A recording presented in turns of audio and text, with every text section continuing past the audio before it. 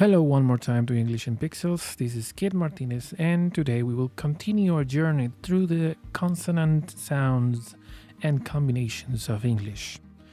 This time, we are going to practice three very special sounds that we have been working with all this time, but now we need to focus on them. I'm speaking about the soft C sound, the soft G sound, and the voice S sound. Again, this is English in Pixels, and I'm Keith Martinez. Let's do this.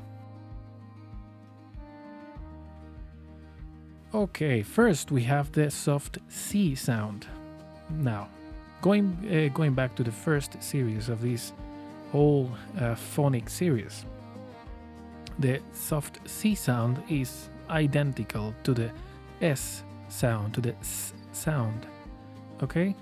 Only that this will, of course, is a different letter, and it's a little bit harder to predict.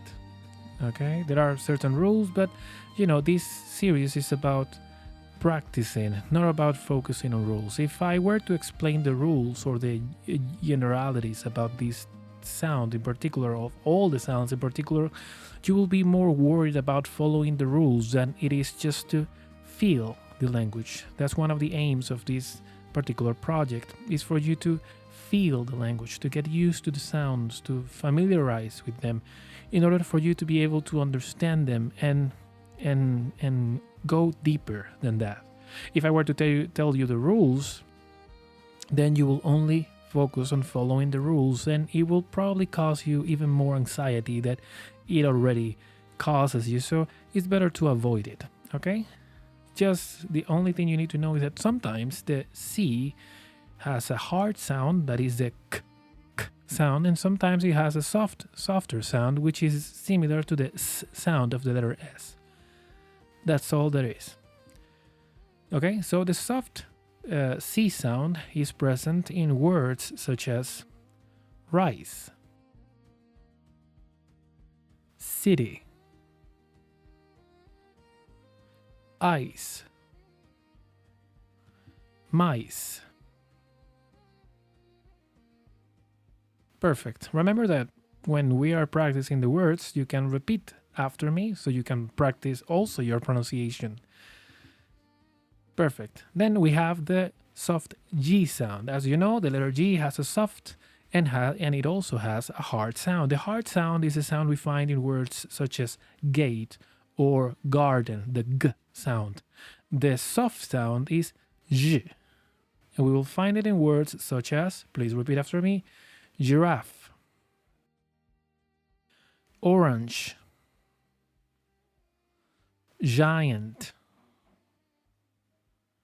cage. All of these words contain the soft G sound.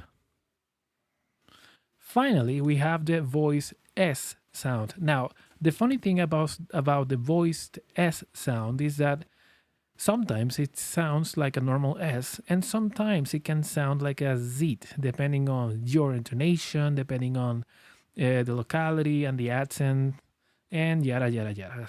As you well know, there are a lot of variations in accents depending on where you come from. So people from Belfast, they do not speak like Americans speak, and Americans do not speak like people from Glasgow speak. So even between English speakers, there's still a lot of debate about how a word or how words should sound. You, ESL learner, you should worry not about which accent is the best, but about making yourself clear when you're speaking, especially when you're communicating important things like your opinions, your thoughts, your ideas, or your information. So as long as you are understood, everything should be okay. Now, back to the topic.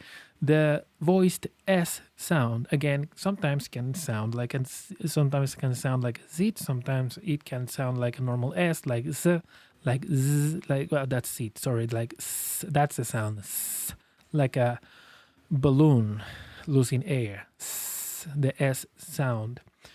And sometimes it can sound a little bit like a Z with a little vibration. You'll find this word, the sound of, or this particular sound, in words such as, please repeat after me, rose,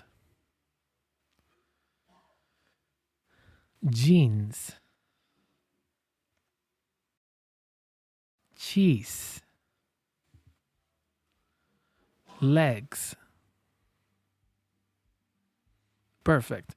So words like these words contain these particular sounds. Again, when I'm pronouncing or enunciating these words, you can try to repeat after me so you can practice as well. Now, the sentences for this episode are, please repeat after me. The mice in the city love rice ice cream. The mice in the city love rice ice cream. The mice in the city love rice ice cream.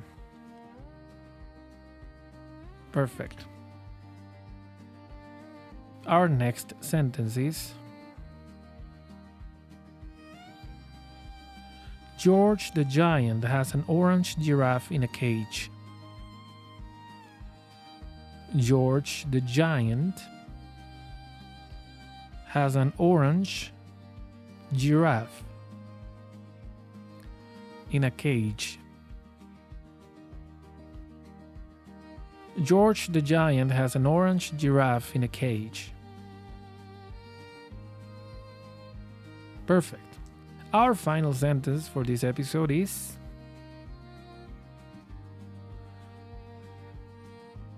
the dogs wear jeans and eat cheese. The dogs wear jeans and eat cheese. The dogs wear jeans and eat cheese.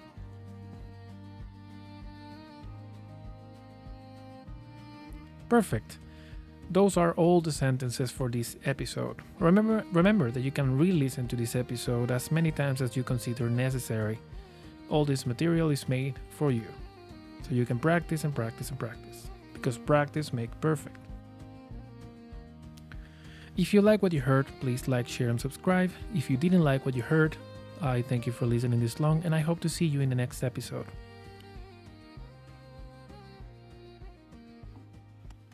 This is the final episode of the consonant combination series. In the next series, starting from chapter 33 to the chapter 40, we are going to be focusing on the letter combinations. We are going to be blending consonants and vowels and together to decipher even more and more and more combinations of the English language. So I hope to see you in the next episode.